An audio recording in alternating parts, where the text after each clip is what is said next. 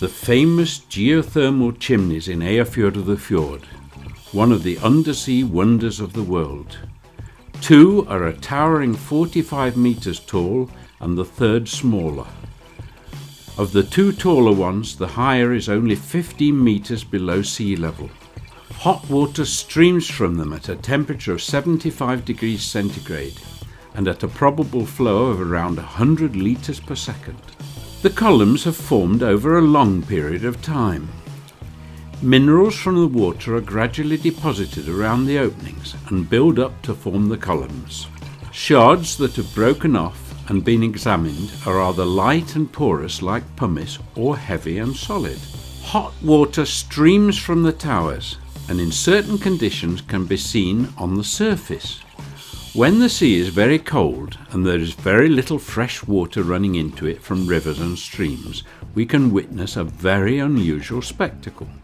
The meeting of the salt water and the hot fresh water from the streams produces this interesting sight. It's most noticeable in March, but has been seen in other months. Probably it's this phenomenon that has led to their discovery in former years, before diving was common. These pictures were taken on the east coast of the fjord at the Istavik Bay opposite Víkurskarð Gully. The columns were originally marked on the marine charts, but in 1987 they could no longer be found, so they were erased from the charts and just marked as hot springs. Here we can see the hot water currents well.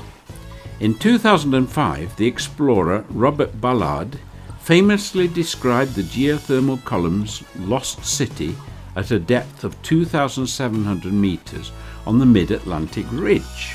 One of the wonders he described was the hot water pouring from under the cliffs, and it's exciting to find similar ones here in Eyjafjörður in North Iceland. This little cod is looking for something to gobble up in the rich environment around the columns. He'd better be careful or he'll be chowder. Though some like it hot, there are limits.